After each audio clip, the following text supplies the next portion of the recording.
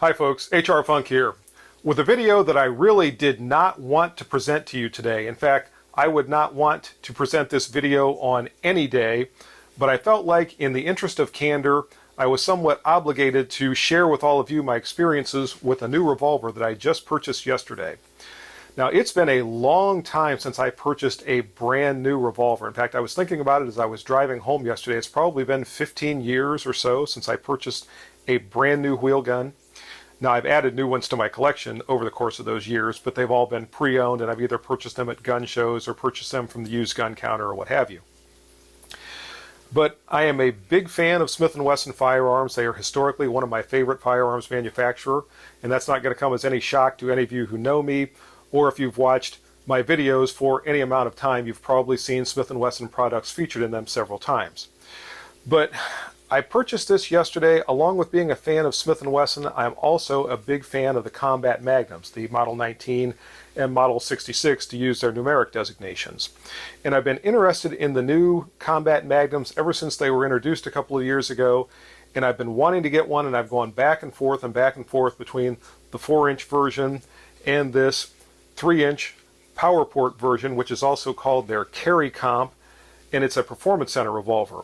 And as a Performance Center revolver, it is really the creme de la creme of Smith & Wesson wheel guns, or Smith & Wesson firearms, I should say, because they also produce semi-autos. So I was expecting to be very, very happy with this, and I actually got it so that I can more or less semi-retire my 2.5-inch Model 19 that you might have seen in some of my videos, and also my 3-inch Model 66.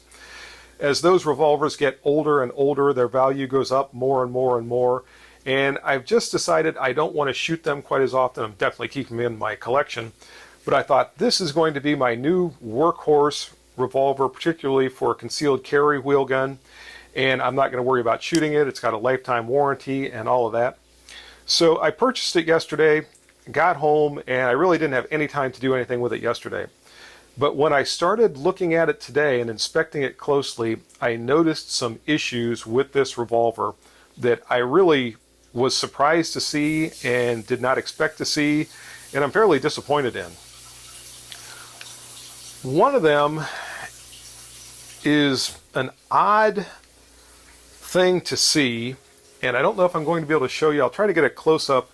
No, you're not going to be able to see it here. I'll try to get a close-up of this so you can see it, but there is some damage to the cylinder face of this revolver.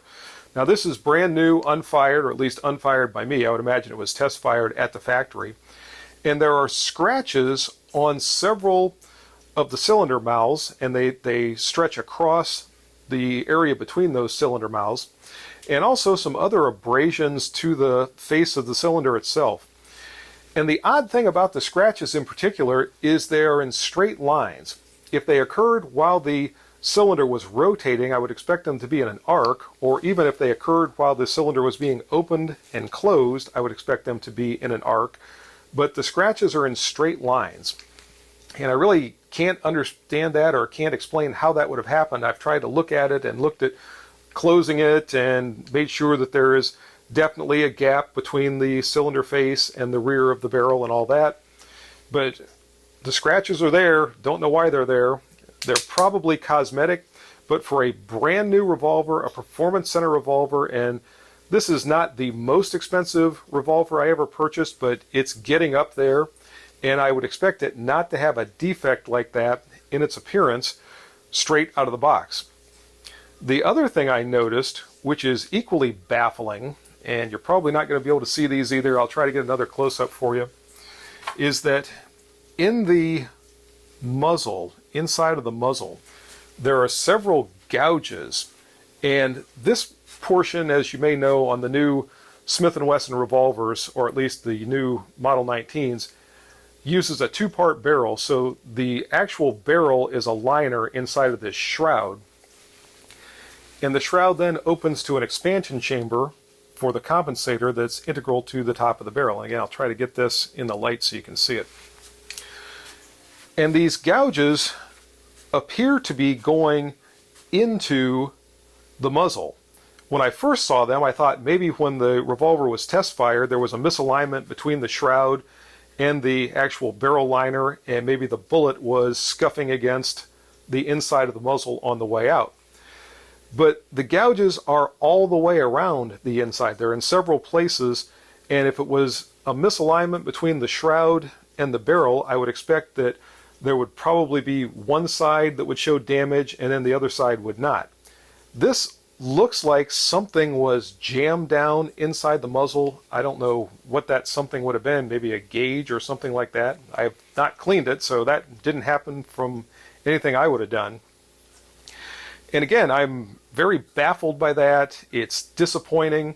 And at this point, I've already been in contact with Smith & Wesson's customer service. Now, the woman that I talked to in customer service was very pleasant. She immediately is sending me a shipping label. So I'm going to package this thing up as soon as I get done recording this video, and it's going back to Smith & Wesson, and I will keep you apprised of how they deal with this, what kind of condition the revolver is in when it comes back, and then hopefully at that point I can get out and record a video where I'm reviewing the revolver, comparing it to my older Smith & Wesson Model 19, and I'm hoping I'm going to be able to tell you how happy I am with the way they dealt with the situation and how well the revolver is functioning at that point.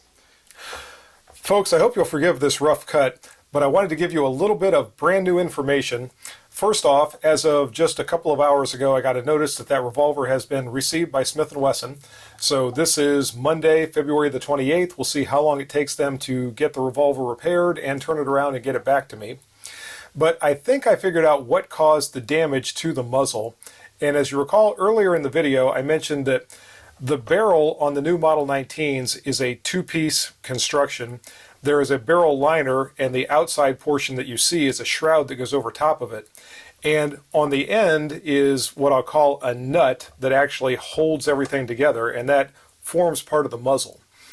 And I think the damage that I saw inside my muzzle was from the tool that is used to tighten that nut down to hold all of the barrel onto the frame. Now, I've watched several other YouTube videos at this point with that same exact revolver, and when there's been a close-up of the barrel, I've tried to freeze it and magnify it as much as I can, and I have not seen that same type of damage to the muzzle of any other Model 19 carry comp revolvers. So I don't think this is something that is common with this particular line. I think this is something that was unique to my revolver. In any case, as I said, I'll keep you updated, and when I get the revolver back, I'll let you know how Smith & Wesson handled it. So cross your fingers and hope for the best, and I'll see you soon. Until then, good shooting. Bye-bye.